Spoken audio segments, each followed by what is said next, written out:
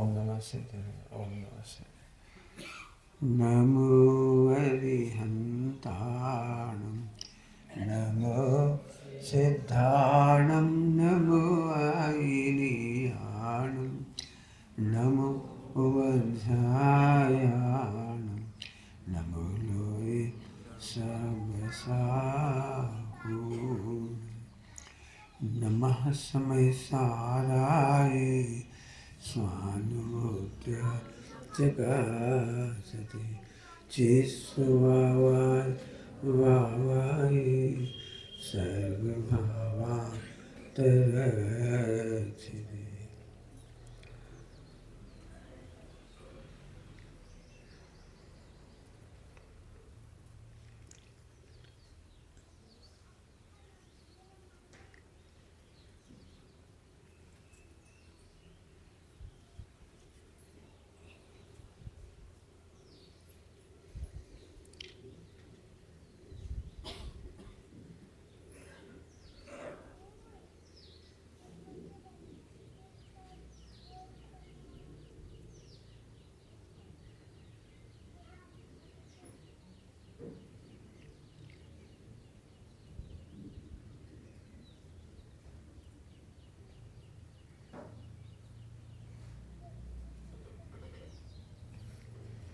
ओम नमः शिवाय ओम नमः शिवाय।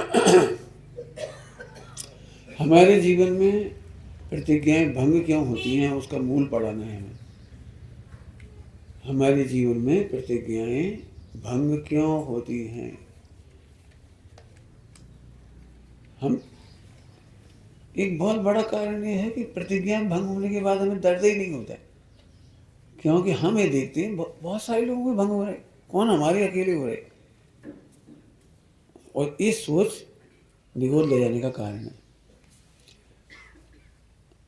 ओलंपिक में गोल्ड मेडल लाने का लक्ष्य वाला ये नहीं सोचता कि बहुत सारे पीछे रह जाते हैं, हम नहीं रह गए तो क्या बात है, हम पीछे रह गए क्या रहे। उसके लिए एक शब्द है आलोचना। आलोचना उसकी चर्चा करेंगे अपन, आलोचना की क्रम से ही बात करेंगे। सभी लोग ध्यान से सुनना क्योंकि अपने जीवन की बहुत बड़ी काम की चीज़ है। हमारे जीवन में शिष्टाचार क्यों आता है, ध्यान रखना। आपको भय तब लगता है जब देह से भंग होता है, हमें भय तब लगता है जब मन से भंग होता है। जल्दी कह रहे हैं हम, क्या कह रहे, देह से भंग नहीं हुआ इसमें क्या दम है, और देह से भंग हो गया तो इसमें क्या दम है। समझिए कुछ क्या कह रहे हैं। देह से भंग होने में तो समंत भट्ट स्वामी ने कपड़े पहन करके भोजन ले लिया था और स्वस्थ होकर वापस आ गए थे। देह से भंग होने के बाद भी सत्य की मिजाज को पुनर्स्थापित कर दिया गया, अगले दिन वापस से स्थापित कर दिया गया। इसका मतलब देह का भंग बड़ा नहीं है, उल्टा मत लेना, हमने पहले ही कहा आपको। हम अतिचारों का अध्ययन इसलिए नहीं करें, अरे तो ठीक है, अपन कौन गलती कर रहे, कहाँ से गलती हो रही है उसका बेसिक है, थोड़ा सा बिल्कुल टेक्निकली तरीके से समझ लो कि इस पर अपन ऊपर से सोचेंगे तो कभी काम नहीं होगा, इस पर बहुत समीक्षा की जरूरत है। हिंसा के अतिचारों में असमीक्षाधिकरण,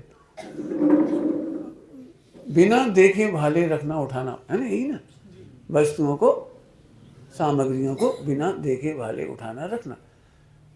प्राय करके हमारे घरों में सिखाती है, बेटा घी का डब्बा सरकाओ मत, क्योंकि घी के डब्बे के आसपास समूचे जीव हो जाती है। तेल के डब्बे के साथ आसपास क्षेत्र में समूचे जीव हो जाती है। ज़्यादा दिन की गंदगी हो तो वह कांकरोच हो जाती है, छोटे छोटे झींगुर हो जाती है। आप घरों में कहीं भी जाके देखो, जरा सा आला भी होगा ना, वहाँ जाली पड़ जाती है, जी पड़ जाती है। इसलिए कहा है देखभाल करके काम करो। लेकिन देखभाल का मतलब इंद्रिय ज्ञान से केवल आंखें ही नहीं है। अब हम बदल रहे हैं यहाँ से रास्ता, केवल आंखें ही हैं बस, आंखें ही हैं बस। तो फिर एकांत हुआ। सुनो, देखभाल कर क्या मतलब है, अपना हित देख कर और अपने मोक्ष मार्ग का पोषण करके माने भाल कर। भाल माने पोषण। माँ अपने बेटे की देखभाल करती, क्या करती है, सुना होगा, माँ अपने बेटे की देखभाल करती है। देखभाल का मतलब काम यहाँ करती रहती है, नजर मार रहती है, वो गिर ना जाए। ए चक्कू काय पकड़ रही, इधर काम इधर करती रहती है, देखती रहती है। हाँ देखती रहती है। और एक 11 बज गई और आज दूध नहीं पिला हुआ है, अरे लिया लिया लिया, पहले दूध पिला दे, समय से उसका पोषण कर देगी। समझ गए? देखभाल का ही दूसरा शब्द है पालन पोषण। शरीर का पालन करते हैं और आत्मा का पोषण करती है, इसका नाम है पालन पोषण। क्या कह रहे हैं? शरीर का पालन करती है और उसके आत्मा के हित का पोषण करती है। पालन पोषण इसका मतलब है, ऐसा नहीं हम तो खवा दे, अब तुम सब तो व्यसन करो, चाहे चूल्हे में जाओ, चाहे रात को खाओ, चाहे दिन को खाओ, तुम्हारी स्वतंत्र पर्याय। स्वतंत्र पर्याय नहीं है, हम देंगे 2 मिला के व्याज स्वतंत्र पर्याय। हाँ समझ आया? ऐसे गुरु हैं, गुरु भी माता की समान लिखा है, तो भी माता। गुरु के लिए क्या लिखा है? पहला शब्द क्या बोल बैठ के कह रही सरक जाता है, क्या बोल रहे हैं? हाँ तुम ही माता, माता तुम ही माता हो। क्या मतलब है? गुरु ही माता है, क्या मतलब है? वे शरीर की भी रक्षा करते हैं 10 प्राणों की, और चैतन्य प्राणों की भी रक्षा करते हैं। हाँ पालन पोषण समझ गए? अब गुरु का मतलब एक आचार्य परमेश्वरी हैं, और एक गुरु माने हमसे सीनियर। जैसे हम इतने भाई हैं, तो हमें से जो सीनियर है वो गुरु है। उसका भी इतना बड़प्पन होना चाहिए, भैया भोजन करा कि नहीं करा, भैया पानी पिया कि नहीं पिया, अरे बेटा गर्मी बढ़ जाएगी, 2 दिन हो गए, क्या कर रहे तुम, ले। पालन भी करती हैं, और भोजन करते करते गिरफ्तार हो रही हो तो मर जाओगे, क्या खा रहे मावा, जो बुखार चढ़ रहा मावा खा रहे, मर जाओ। अब तुम शब्द पकड़ोगे और वे पोषण करना चाह रहे, कर्तत्व का बुद्धि तोड़ाएंगे, भोग तत्व की बुद्धि तोड़ाएंगे। क्यों भैया, हमने कही थी आज लड्डू खा लियो, तो जाकर मतलब जो कही थी कि 4 खा लियो, भाई लड्डू खा लो ठीक है, हेल्थ के लिए जरूरी है, देह का पोषण भी करेंगे, और तुमने गृहता करी तो गृहता का नकार करेंगे, अभोक्तापना। गुरु एक साथ दोनों काम करते हैं, देह का पालन भी करते हैं और एकत्व तोड़वाते हैं, ममत्व तोड़ाते हैं, और कर्तत्व भोक्तत्व तोड़ाते हैं। एक दोनों काम एक साथ होते हैं, इसका नाम है शिष्यों का पालन पोषण। क्या हुआ? शिष्यों का पालन पोषण। अब ये बात हमने सब पे लागू कर दी। तुम भी कोई ना कोई से बड़े हो, आप भी कोई ना कोई से बड़े हो, हम भी कोई से बड़े। पंडित साहब से हमने कहा, हालांकि हमने क्या कहा, सब नहीं कहा है, पंडित साहब से कहा, पंडित साहब अब कोई बड़े नहीं रहे, तो पंडित सुनाते भैया तुम ही बड़े हो, भाई तुम बड़े हो जाओ ना, क्या दिक्कत है, अपन बड़े हो जाओ। अहंकार के लिए बड़े मत हो, अहंकार त्याग में बड़े हो जाओ। तुम क्या समझ रहे हम सीनियर हैं, हम बड़े हैं, हम ऐसे हैं, हम बड़े हैं। अरे बड़े ऐसे नहीं बनो, अहंकार त्याग में बढ़ जाओ। समझ गए? पंडित साहब ने क्या दृष्टांत दिया था, बहुत बढ़िया, क्या दृष्टांत दिया था? अहंकार त्याग करके गिरते हुए जीव को झुक करके उठा ले, जैसे माँ अपने बेटी को झुक के उठा लेती है। माँ बेटे को झुक क्या, समझ गए? झुक क्या, पद की गरिमा खो के नहीं, पद की गरिमा खो के नहीं, पद की गरिमा खो के नहीं। बेटा डरत का आएगा, आजा आजा आजा, बैठ बैठ पढ़ो, ऐसे आगे बढ़ के बुला ली थी। महीने ऐसी तो आई थी सोनगढ़ से, गोविंद राम जी की समाधि कुछ हो रही थी, तो फोन लगाया भैया को, यहाँ से पंडित साहब बोले बेटा कभी भी तकलीफ हो तो आ जाइए। हाँ बोले पंडित जी जब भी तकलीफ हुई तो आ जाएंगे। तो पंडित जी बोले बिना तकलीफ नहीं आ सकता।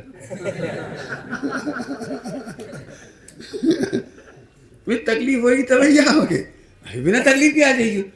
बस इतनी सी बात से ये आ गए, आ गए,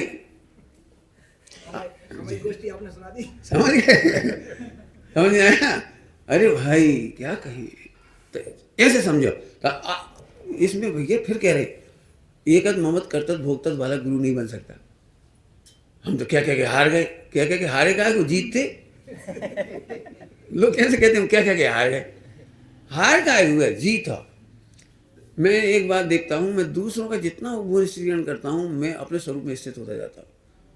इतने ऊंचे शब्द मुझे लेना नहीं चाहिए अपने बारे में, लेकिन मैं ब्रह्मचर्य के मामले में हो या और कोई के मामले में हो, मैं दूसरों के लिए जितना सोचता हूँ, जितनी मेहनत करता हूँ, मेरा काम हो गया। मैंने समझ लो, मैं बहुत साल पहले से 88, 89, 87 से मैंने सीलवत की चर्चा शुरू की।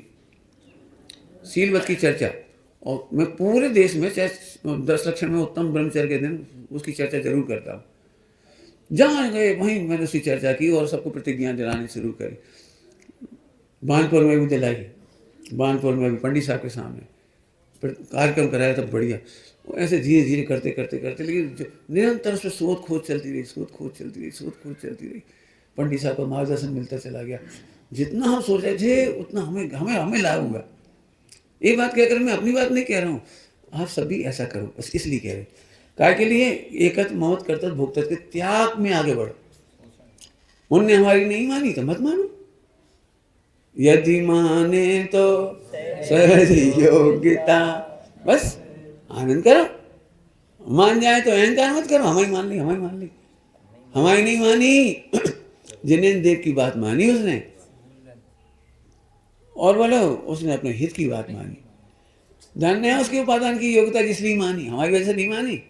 हम भगवान की नहीं माना तो हमारी क्या माने कोई? भगवान की देवी ध्वनि सुन के सब मान लेते हैं?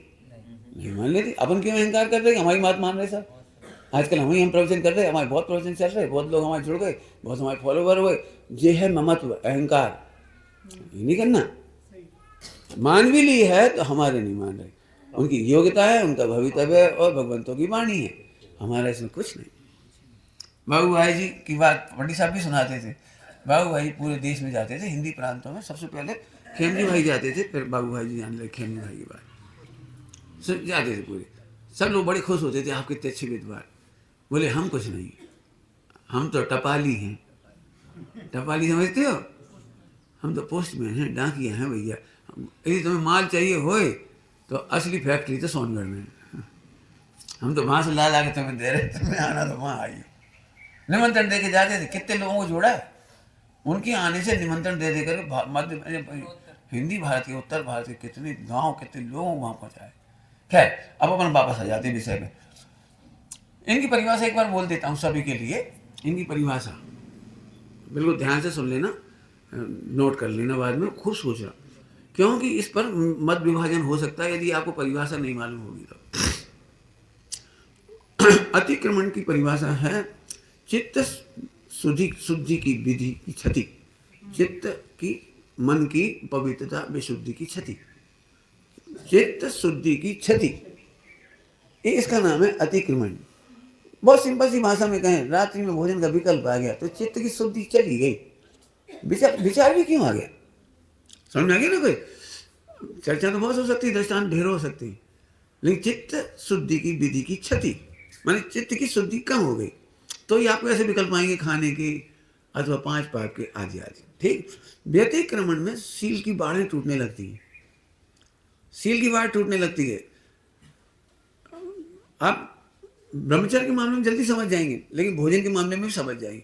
यदि आपको रात्रि में भोजन करने का विकल्प आ रहा है तो आपकी आंखें भटकने लगेंगी। फ्रिज में कछू है का? अलमारी में कछू रखो है। यदि तुम शादीशुदा हो तो पत्नी को बुलाओगे, कहा कछू है, मखाने मखाने कछू, मूंगफली ऐसे बोलने लगोगे, सील की बात टूटने लगी। मैंने भोजन के बारे में आप मर्यादाएं तोड़ने लगे, उपाय सोचने लगे, धीरे धीरे और सोचने लगे विधि, और आखिरकार तो यहाँ तक विधि हो गई कि फल फ्रूट ला के धो के रख लिए। यदि फल फ्रूट खाने हैं तो, या जो भी चीज़ खानी है रात्रि में तो रख ली। तो ये दूसरी स्टेप पर आपकी प्रतिज्ञा भंग हुई। ध्यान रखना, अभी तीसरी स्टेप पर खा ही लिया, नहीं खाया अभी भी बच सकते हैं। ये 4 स्टेप बचने के हैं, बिगड़ने के नहीं हैं।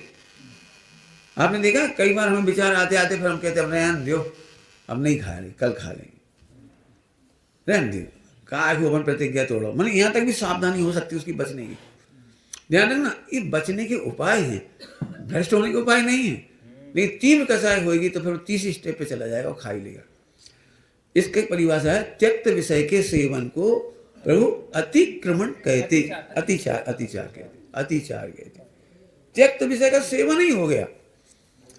अब इसकी चर्चा आपने जो 5 भेद हैं वहाँ आप खोल के देखो, और मैं उसमें पढ़ाऊंगा, अभी पढ़ाना है मुझे उस पर 5 अतिचार। आप लोग भी उसकी स्टडी करके देखो, जो करीब 65 अतिचार लिखाए हुए हैं 13 प्रकार की समाधि तक के, वो सब पढ़िए आप। मैं चाहता हूँ उसके तब बैठ के एक संसद जैसी चर्चा हो, इसकी चर्चा होनी चाहिए उस पर गहरी गहरी, अटकल पच्चू नहीं होना चाहिए उसका, बहुत अच्छे से निर्णय होना चाहिए।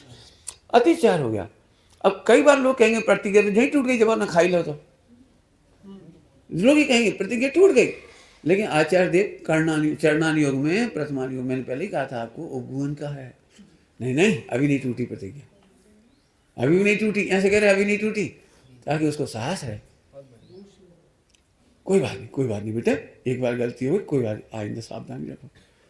इसलिए हमने सुबह इसकी बहुत चर्चा की थी। आप निर्मूलन करने का भाव अनास, और इसका नाम है विषयासक्त पने को जग में अनाचार कहते।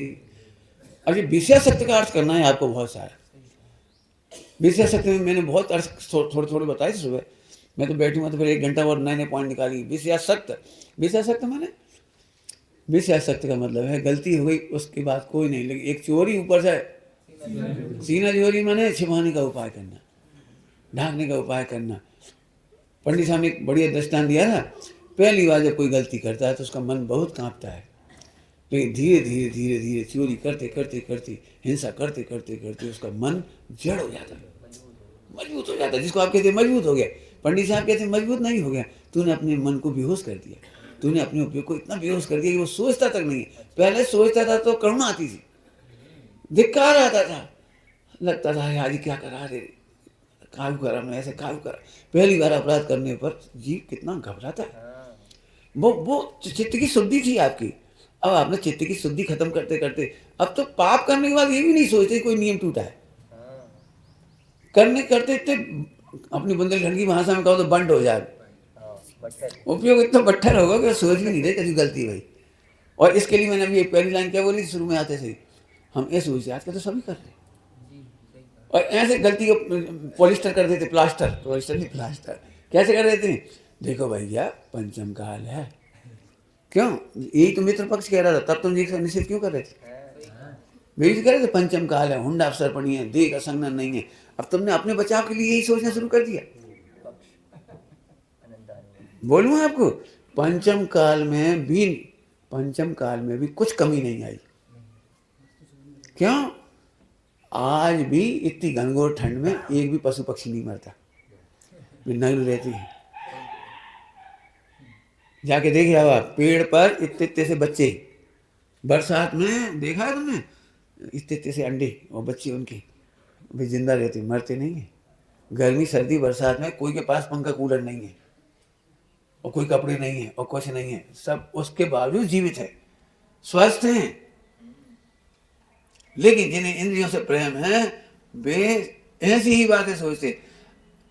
ध्यान से सुनना, अब उपवास तो नहीं कर सकते, हम कह रहे उपवास नहीं कर सकते, क्या बात कह रहे हैं उपवास नहीं कर सकते। जरा डॉक्टर राघवेंद्र जी से मिलके देखो, अभी हॉस्पिटल में जाकर देखो, एक पंडित जी थे, उनका आंतों का उसका ऑपरेशन हुआ था, किडनी का, मतलब क्या बाथरूम के संबंध में, हाँ जो भी हर्निया जगह, उन्हें वहां पर पानी की एक बूंद पीने नहीं दी गई थी, क्योंकि पानी जाएगा तो ऑपरेशन बिगड़ेगा अंदर से जाकर के। ग्लूकोज चढ़ा रहे थे, केवल पानी नहीं दे रहे, तो वहां कैसे रह रहे, ये मरीज कैसे रह रहे, आपको समझ में आ रहा है कुछ। इसलिए अभी इन चक्करों में नहीं पढ़ा रहा हूँ, इसे मैं फिर कभी जैनोपैथी में पढ़ा दूंगा आपको कि देह का संगठन कमजोर नहीं है, तेरे मन की सोच गलत है। विषयाभिलाषा का अर्थ कर रहा हूँ, विषयासक्त का। विषयासक्त व्यक्ति हमेशा कमजोर होता है, चौथे काल में भी कमजोर होता है। और विषयासक्त नहीं है आप, विषयासक्त नहीं है मतलब आत्मा को भिन्न देख रहे हो, आत्मा के हित को देख रहे हो, आत्मा की सुरक्षा देख रहे हो। श्रीमद जी ने भी इसी समय करके दिखाया सब। क्या बढ़िया पंक्ति लिखी, अपन क्यों नहीं लिखते, क्यों नहीं सोचते अपन, देह जाए पर माया न बरते रोम में, क्यों नहीं आती अंदर से ये बात, यह विषयासक्तपना। मान क्यों, इत तो काल बदल गया उनके समय से अभी तक। ठीक है, अब अपन इसकी परिभाषा बता दी सबको, विचार करना, चर्चा तो बहुत है उसमें। अब आइए अतिक्रमण, प्रतिक्रमण, आलोचना, प्रत्याख्यान। मैंने ये देखा जितने ब्रह्मचारी भाई बहनों के जीवन में शिथिलाचार आया है, प्रमाद आया है, लापरवाही आई है, जो भी कुछ आया है, खुल्ला खुल्ला शब्द में ऑपरेशन हो रहा है। क्योंकि परमार्थ के ज्ञाता और परमार्थ के ध्याता वे तो कोई विचक्षण महापुरुष है। हम तो अपने रोग की चर्चा कर रहे हैं, अपने रोग की चर्चा। वो होता है क्यों है, उसका मूल कारण है। आपको पता है, आप प्रत्याख्यान अंतिम स्टेप थी और आप प्रत्याख्यान को पहली स्टेप पर करती हो। अब नहीं करेंगे। हाँ, प्रत्याख्यान पहली स्टेप समझेगी कुछ?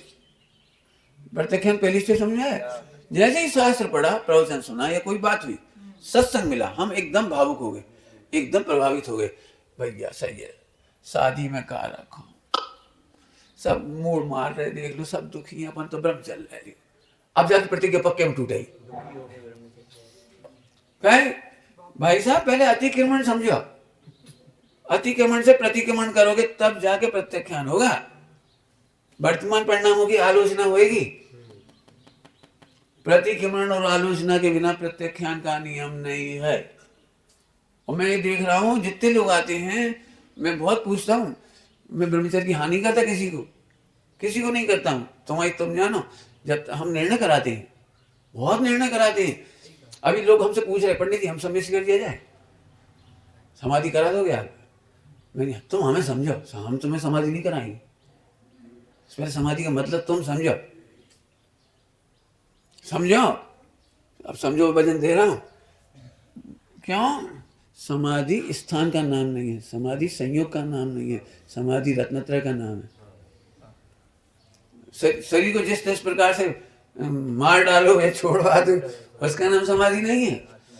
आनंद होना चाहिए, खूब आनंद। फिर कह रहे हैं हम अतिक्रमण प्रतिक्रमण समझे बिना समाधि नहीं होगा। इसलिए मैं एक ही बात कह रहा हूँ, समझो। मैं भाइयों से स्पष्ट कहता हूँ, मैंने आज तक प्रेरणा नहीं करी ब्रह्मचर्य की। कोई वो लगता है, मेरे बारे में एक फेमस बहुत है कि सुमत भावुक कर देते हैं और ब्रह्मचर्य दिला देते हैं। और मैं बहुत स्पष्ट कहता हूँ, भैया मेरे अभी तक एक कोई ब्रह्मचर्य नहीं दिया। मैं तो ये कहता हूँ, भैया तुम ब्रह्मचर्य ले काहे रहे? मैंने पंडित साहब को वो बातें बताई थी जो अभी आपसे कहने जा रहा हूँ।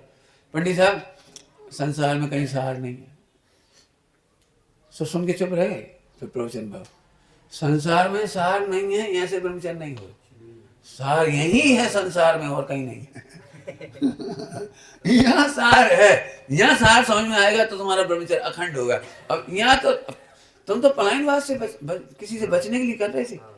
कौन मोड़ा मोड़ी झंझट में पड़े और कौन बैयरों की लड़ाइयों में पड़े, खूब किचकिच होते रहे। अपन तो भाई बच ले, तो आप जिंदगी भर बचे ही रहोगे, लग नहीं पाओगे। और इसीलिए नियम टूट रहे। आपको महिलाओं से इतना प्रेम क्यों है? महिलाओं के उद्धारक क्यों बनती हो? महिलाओं को क्यों पढ़ाती हो? काय वो तार पे घूम रहे तुम? अब जब तक ये चोट इधर से नहीं होगी ना, अतिक्रमण प्रतिक्रमण से। आपको पता है ब्रह्मचर्य के लिए अतिक्रमण क्या है और प्रतिक्रमण क्या है? अब हमें स्वरूप ही नहीं पता जा रहा। हमने तो सही बता रहा हूँ, 99% ब्रह्मचारियों की हालत इसलिए खराब है क्योंकि उन्होंने शादी नहीं कराई है, ब्रह्मचारी नहीं है। क्या कह रहे? उन्होंने शादी करने से बचे हैं। सब टटोल के देखना अपने अपने, नहीं तो तुम्हें दूषण क्यों? मैं एक बात बताओ, सुनना ध्यान से। ब्रह्मचर्य में शिष्टाचार या भ्रष्टाचार कौन करेगा, उसका उत्तर दे रहा हूं। कौन करेगा पता है? करोड़ों रुपए की इनकम जिस व्यापार में हो रही हो, हीरे माणी मोतियों की, वो घास की दुकान नहीं खोलता। जो अतीन्द्रिय आनंद में भोगते हैं ना, वे इंद्रिय के विषयों के पीछे नहीं लंपट होते, न भागते, न बात करते, अपनी मर्यादा नहीं तोड़ते, शिथिलाचार नहीं करते। क्यों करें? क्यों करें? पैसे के लिए नहीं झुकते। पैसा आए चाहे नहीं आए, भूखे मर जाएंगे, लेकिन क्यों? अब जो अतिक्रमण प्रतिक्रमण का फल। अब तुमने अतिक्रमण नहीं समझा, प्रतिक्रमण ही नहीं समझा, आलोचना बता नहीं ईमानदारी से। प्रतिदिन आलोचना कौन कौन करता है? हमें वो आलोचना नहीं पढ़ने, वो वाली, वो किताबों वाली जिसका मतलब तुम्हें भी नहीं मालूम बाबू का लिखा है। वो संस्कृत प्राकृत वाली तो हो रही, हिंदी वाली भी तुमने वो रटी रटाई लिखी है। आगे सोचो, मतलब कुछ सोचो। समीक्षाधिकरण का मतलब हमने देखभाल करके मैंने शुद्धात्मा को देखभाल करके, अपना पोषण करते हुए, अपने परिणति की रक्षा करते हुए, किसी भी प्रकार से नाव में छेद ना हो जाए, इतनी सावधानी पूर्वक ऐसे किसी भी कीमत पर। देखो देह को भोजन मिल जाएगा, देह को कपड़े मिल जाएंगे, हो सकता है संयोग में 10-5 लाख का बैलेंस हो जाएगा, 50 लाख का बैलेंस हो जाएगा, लेकिन आत्मा का क्या होगा? मैंने एक दिन अभी यहाँ कहा था प्रवचन में, 4 दिन पहले, 5 दिन पहले, 2 शब्द हैं हमारे पास, 2 शब्द हैं हमारे पास। एक है हमारे पास क्या है और एक हमारे साथ क्या है। क्या बोला हमने? हमारे पास क्या है और हमारे साथ क्या है। अब ये अकाउंट खोलो, पास और साथ का मतलब समझो। हमारे पास करोड़ों रुपया हैं, लेकिन हमारे साथ मरते समय क्या क्या जाएगा वो हमारे साथ है। करोड़ रुपया जिसके लिए हम मर गए, मर गए। अब मैं वो क्या कहलाता तुम्हारे, झूठ, तो सत्य के अतिचार पढ़ाना है मुझे। अभी बता दूं एक लाइन, सत्य के अतिचार। अब नहीं, अभी नहीं बताता हूँ, उसका शुरू देखेंगे। अभी घड़ी नहीं देखी हुई है, यहाँ रखते कच्ची घड़ी पड़ी नहीं, आज डिले नहीं हो ना, इसलिए मेरी तो चिंता रहती है, और कोई बात नहीं। हम चिंता करेंगे तो हमें पुण्य लगेगा। तुम चिंता करोगे तो हम नहीं चाह रहे तुम्हें चिंता करना पड़े। अपने 5 मिनट और ले लेती है, अभी 5 मिनट लेट हो जाती। देखो लेट नहीं हो, ठीक है। चलो तो चलो, सुनो इतनी बात। आप समझते हो ये कूट लेख क्या है? कूट लेख और ये चोरी सिखाना, चोर क्या है? चोर हाँ, चोर प्रयोग क्या है? ये चोर प्रयोग क्या है? सीधी सीधी भाषा पढ़ोगे तो ऐसा लगेगा चोरी के प्रयोग सिखाने। तुम्हें क्या लगता है चोरी के प्रयोग सिखाना चाहिए? क्या लगता है तुम्हें? नहीं सिखाना चाहिए। तुम्हें क्या लगता है ये कूट लेख क्या चीज है? कूट लेख समझते हो? हिंदुस्तान में जितने ट्रस्ट बने हैं सबको कूट लेख का प्रयोग करना पड़ता है। हाँ? कहाँ गए? अरे कूट लेख का मतलब किसी ने 1 लाख दान में दिया, 5-5 हजार की 20 रसीद काटनी पड़ी। एक काटो एक। मैंने ये आज नहीं देखी, सन 85-87 में देखा पहली बार। हमें बुलाया, इधर आओ, तुम्हारा नाम क्या है? तुम्हारे पिताजी का नाम क्या है? सबकी 5-5 हजार की रसीद काट दी।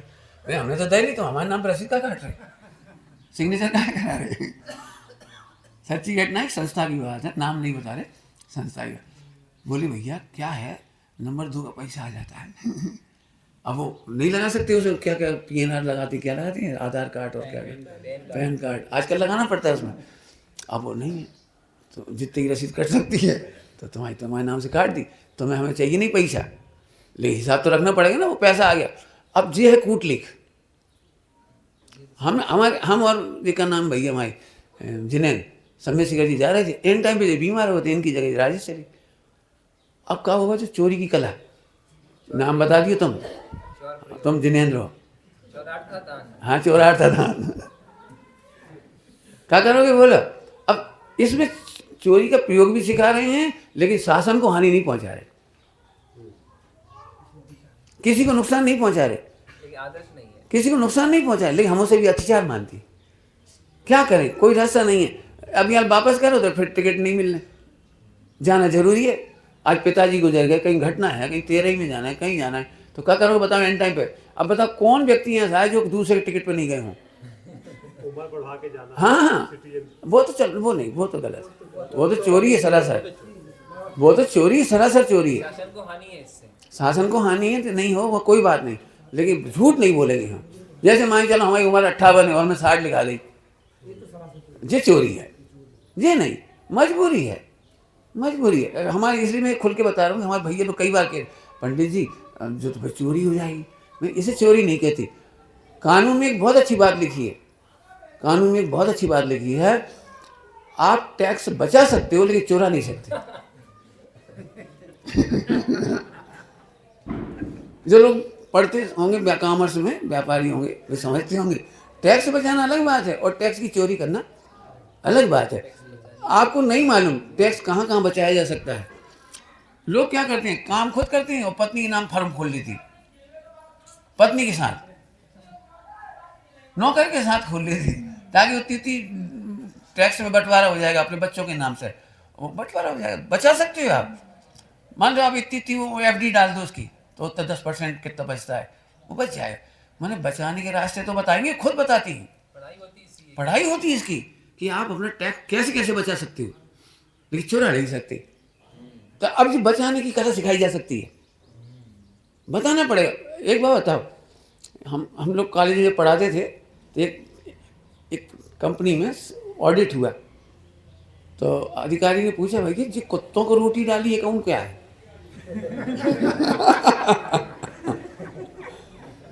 भाई तुम्हारी कंपनी में कुत्तों को रोटी डाली ये अकाउंट कौन सा है? समझ गए सब लोग ना? नहीं समझे? तो वे ये बोले, भैया तुम ये बताओ, कोई भी अधिकारी बिना रिश्वत के काम नहीं करता। अब जो रिश्वत की एंट्री हम कहाँ लिख दें? हाँ, सच्ची घटना है। बोले भाई हम ईमानदारी करना चाह रहे, बिल्कुल ईमानदारी करना चाह रहे, लेकिन तुम तो बिना बात के वो काम ही नहीं होता। तो हम ये पैसा कहाँ लिख दें? कौन डायरेक्टर तो अपने जेब में से देगो नहीं, डिप्टी डायरेक्टर देगो नहीं, चपरासी देगो नहीं, सीए देगो नहीं, तो पैसे दें कहाँ से? तो हमने कुत्तों को रोटी डालो अकाउंट खोलो। हैं? और क्या आपके समझ में आया? तो ऐसे जब संस्थाएं चलाते हैं या प्रैक्टिकल व्यापार करते हैं तो बहुत प्रॉब्लम्स आती है। दूर रह करके कह देना बड़ा आसान है, हाँ हाँ चोरी नहीं करेंगे, हम तुम्हारे टिकट पे नहीं जाएंगे। मत जा, कैसे जाओगे? खड़े खड़े जाओगे। साथ में अपनी पत्नी है, बच्चे का गोद में है, और रेलगाड़ी में चाय जैसे नहीं ले जा सकते, तो अपन ये उपाय निकालते हैं, क्या करें क्या करें, कोई ना कोई उपाय निकालते हैं उसका।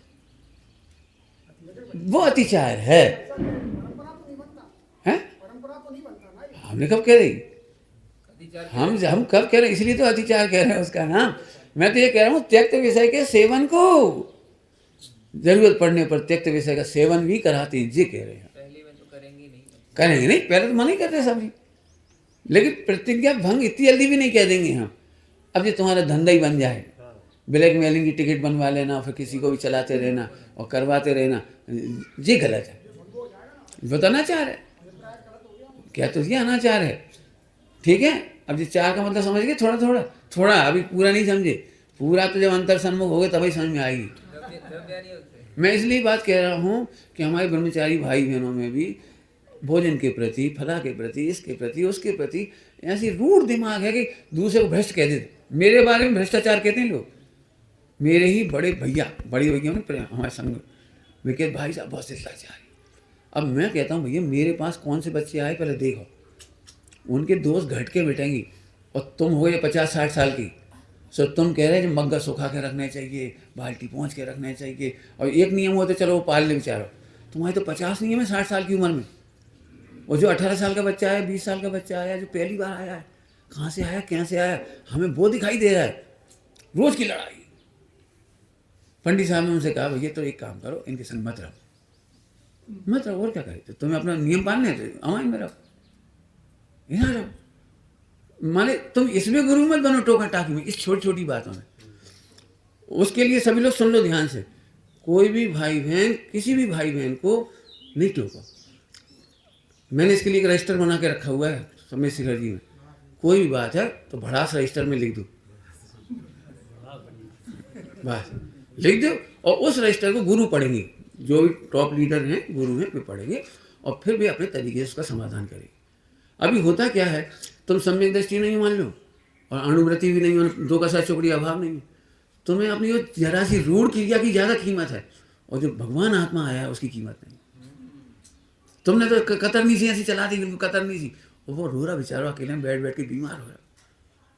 पंडित साहब ने इसीलिए कहा था परस्पर में गुरुत्व मत करो। अभी हम बैठे आपस में टोका टाकी ऐसे मत करो। मैं फिर वो छोटी छोटी बातों के लिए कह रहा हूँ, संस्था चलाना कितना कठिन काम है। देश भर के जितने लोग आते हैं एक नया रूल सिखा के जाते हैं, ये तुम्हारे तो ऐसा होता है, अब क्या करो बताओ। नहीं ऐसा नहीं होता है, लेकिन ऐसा भी होता है।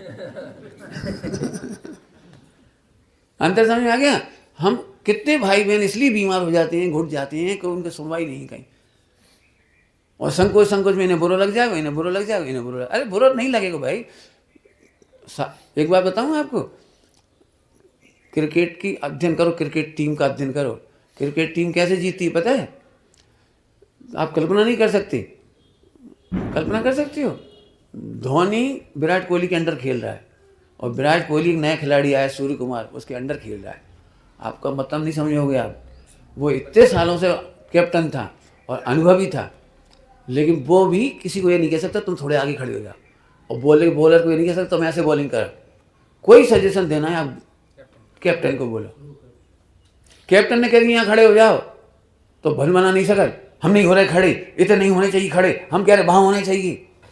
कैप्टन ने कही कैच छूटेगा, जो होगा होगा, हमने कही यहाँ खड़े रहो। हिल नहीं सकता वो। समझ में आ गया कुछ? गुरु की आज्ञा ऐसी होती है, हिलो मत आप। हमसे नहीं बन रहा, ऐसे बोलने वाले को शिष्य नहीं कहती। हम नहीं कर पाएंगे ऐसे सोचने वाले को शिष्य नहीं कहते। तुमसे कहती यहाँ खड़े रहो, मैंने खड़े रहो बस। क्रिकेट का अध्ययन इसे इंग्लिश से करके देखो आप हो गए बड़ी उम्र के और नया खिलाड़ी है 25 साल का, उसकी चलेगी। कप्तान है वो, जिम्मेदारी है उसकी कप्तान की। और इसीलिए आपने देखा हो जब भी वर्ल्ड कप जीतते तो क्या बोलते हैं, ये यूनिट का मैच है, यूनिट गेम है, हम यूनाइटेड होकर खेलें इसलिए जीते।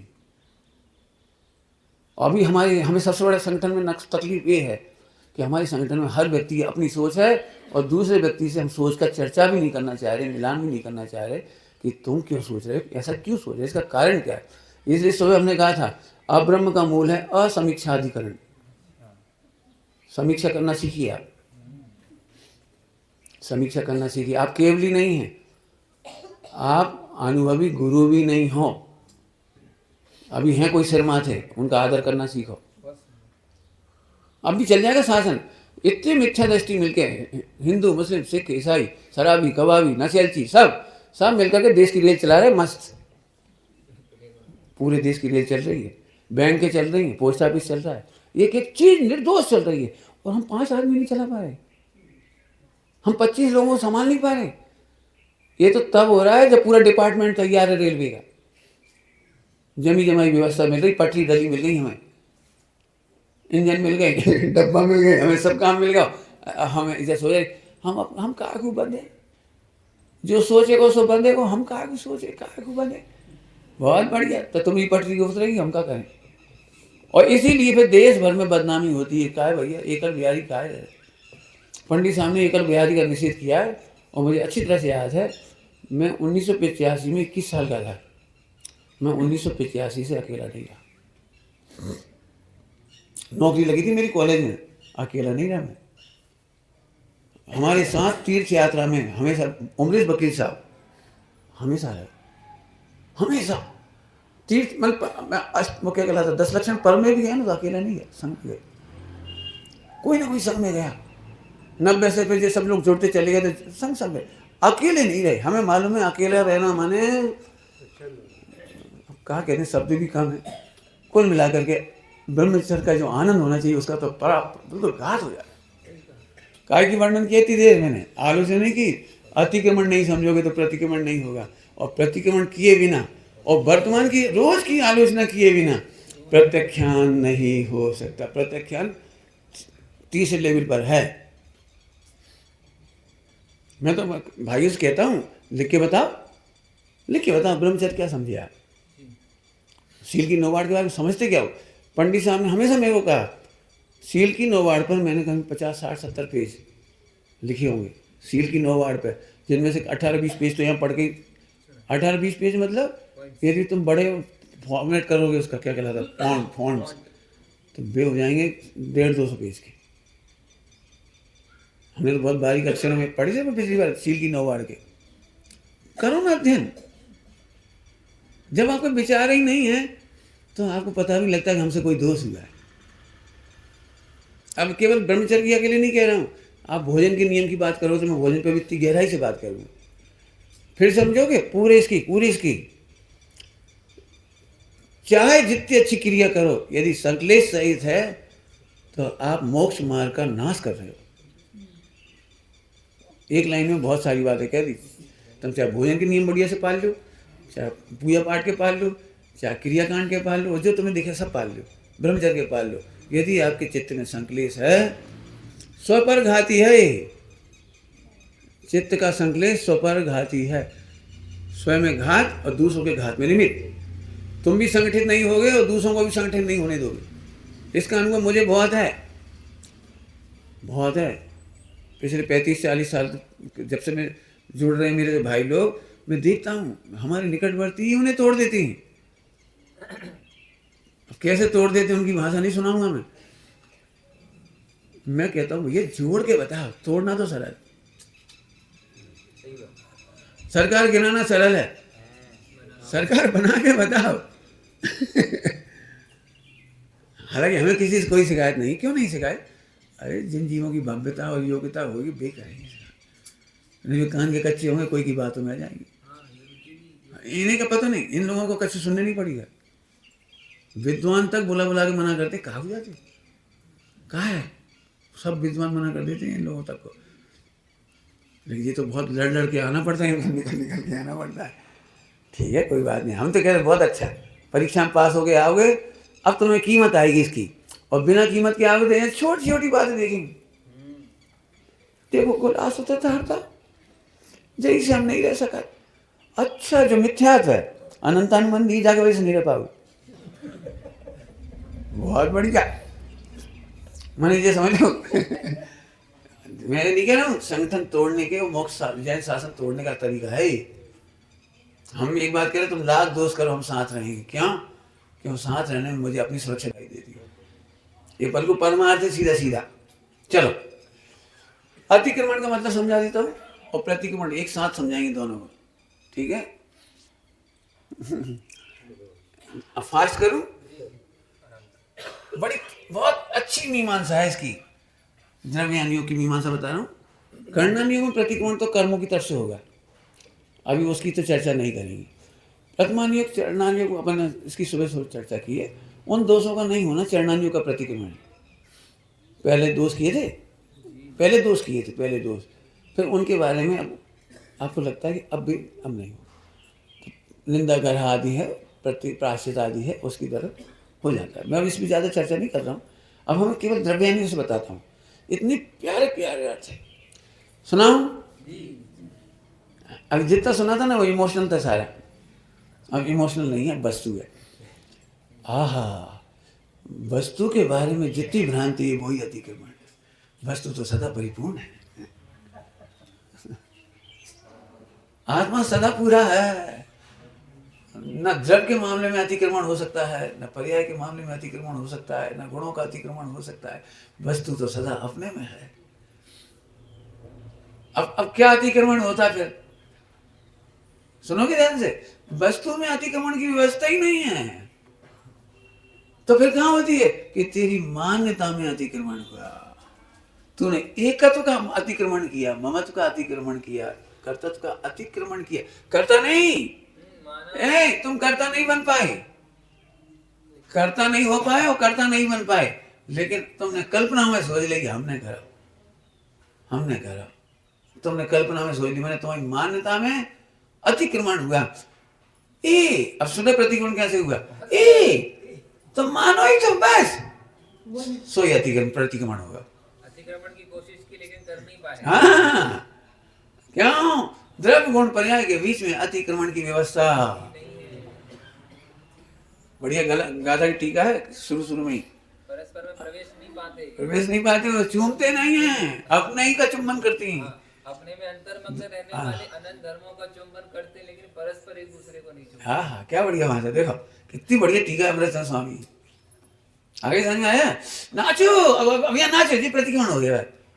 लेकिन जाके बात आती, हाँ कछु हुए तो तुमने तो कह रही आत्मा पूर्व कछु हुए तो, फिर जो अतिक्रमण हुआ। हम कह रहे वहां में अनादि अनंत कछु होता ही नहीं, और तुम कह रहे कछु हुए।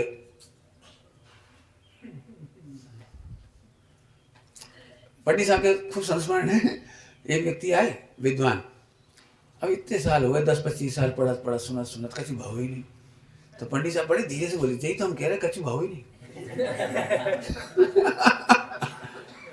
अंतर समझ आया कैसे? वो अतिक्रमण से कह रहे थे कछु भाव ही नहीं, एक तो पढ़ रहे, एक तो सुन रहे, कछु भाव ही नहीं। और वे पंडित साहब कह रहे थे कि जय तो हम कह रहे हैं अनादि काल से कछु भाव ही।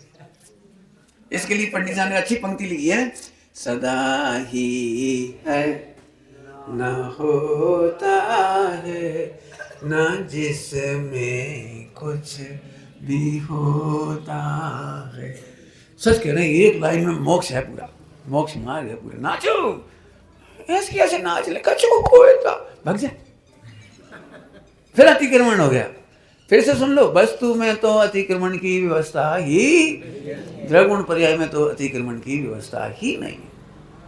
एक ही बात हो सकता है, तू अपनी कल्पना लोक में मान ले तो मान ले, काय की सजा भुगत रहे हमारी काल से, केवल कल्पना लोक की। आत्मा में तो कछु बिगड़ो ही नहीं। जो निगोद में सोई मुझ में, वहां तो कछु भाव ही नहीं था। तू ना अभी भी नहीं नाच रहे पंडित जी। अब यहाँ से आएंगे, तुम्हें हो स्व संवेदन काय, और तुम्हें नहीं हो रहा, हो नहीं रहा हो कि मान नहीं रहे। आपको पता है आत्मा स्वयं संवेदनमयी है, स्वयं सिद्ध है। पढ़ो जरा, और क्या लिखा है, पढ़िए जोरदार। मति ज्ञान में, मति ज्ञान के भेद में स्वयं संवेदन, मति ज्ञान की पर्यायवाची का नाम है स्वयं संवेदन। प्रकाशत तो शक्ति साक्षात मेरी है, सहज प्रकाशित मम स्वभाव। हाँ बोलो, पंडित साहब की रचना में लिखी है ये बात। अब पढ़ो, लेकिन नहीं नाचने तो अपन भी बाहर ढूंढ ले। अंतर्मुखी उपयोग नहीं कर पा रहे, उस शुद्ध ज्ञान की बुद्धियों को समेट के नहीं घुसा पा रहे। मैंने ऐसी ऐसी बातें पढ़ ली हैं, और ऐसे में लोग तो हैं इंजेक्शन देने वाले, सुबह इंजेक्शन ठुकवा ले बार बार। अरे सीधी सीधी बात कह रहे, सदा ही। अब जब और कैसे वजन हो जाए, सदा ही प्रतिक्रमण समझ आ गया। केवल अतिक्रमण की कल्पना ही ध्वस्त हुई, वस्तु में तो प्रतिक्रमण। पंडित साहब ने इसलिए बहुत अच्छा दृष्टांत दिया था, बहुत कई बार दृष्टांत दिए, कई बार। उन्होंने कहा देखो बेटा, जो रुमाल कालो है, तो हम ये कालो नहीं है पंडित जी, अभी नहीं कालो है, तो आप ये नहीं कहोगे रुमाल सफेद है, कि आप ये नहीं कहो काला है। आप ये कहो पंडित जी तुम्हारी आंख में दोष है, तो आंख में दोष है, वस्तु में दोष नहीं है। ऐसे ही तेरा दृष्टि दोष है कि मैं मिथ्या दृष्टि हूं। शब्द क्या लिखा है, मिथ्या दृष्टि। अरे शब्द क्या है, मिथ्या दृष्टि। तेरी दृष्टि मिथ्या है, भगवान आत्मा तो मिथ्या नहीं है, वो तो सचमुच अकर्ता ही है। एकत्व ममत्व, एकत्व निश्चय का समय पढ़ते जाओ। तो ये प्रतिक्रमण हो गया। अब ऐसे प्रतिक्रमण के बिना कैसे तुम्हारी प्रतिक्रिया पलेगी, सो बता रहे। जब अतिक्रमण की कसमें खाए बैठे हो, खाने तो पड़ा था, पीने तो पड़ा था, चलने तो पड़ा था, ऐसा थोड़ी ही होता, क्या ऐसा होगा कहाँ। तो फिर तुम इधर बैठ के बोल रहे, इधर बैठे आसमान जाति द्रव्य पर्याय में शरीर में बैठ के बोल रहे, खाने तो पड़ा, पीने तो पड़ा, चलने तो पड़ा, मर जाएगा अपना पैसा जाए जब आग लग जाए। कहाँ बैठ के बोल रहे थे हम, अतिक्रमण में। अब ऐसे आदमी से का तो ब्रह्मचर्य पर रहेगा, और का परिगर परिमाण हुई है, और का करेगा। जो समय हो गया इसलिए अभी आगे नहीं बढ़ा रहे, समझ लेना इसको। और आलोचना का मतलब समझते हो, सब और से एक शुद्धात्मा को देखना, अकर्ता देखना, एकत्व देखना, ममत्व रहित देखना, अभोक्ता देखना, इसका नाम है आलोचना, सब और से। और प्रत्याख्यान क्या है, अरे रे जब मैं अपनी मर्यादा से बाहर नहीं जाता तब कभी अनुभव नहीं करूंगा, कर्ता अनुभव नहीं करूंगा, भविष्य में भी होंगे तो सही अभी गुणस्थान और औदिक भाव, लेकिन मैं औदिक भाव का कर्ता अनुभव नहीं करूंगा, ये त्याग। तुमने कहा को प्रत्याख्यान करो, सो बता दे। इस पर चर्चा कल करूंगा मैं, अभी प्रत्याख्यान पर भी चर्चा करना बाकी बहुत। मुझे तो लगता है 2-4 घंटा बोलूँ इसके ऊपर, प्रत्याख्यान के ऊपर। कल मैं बोलूँगा ताकि आप नाराज हो सको, तो अपन भिड़ेंगे अच्छे से। ओम नमः सिद्ध।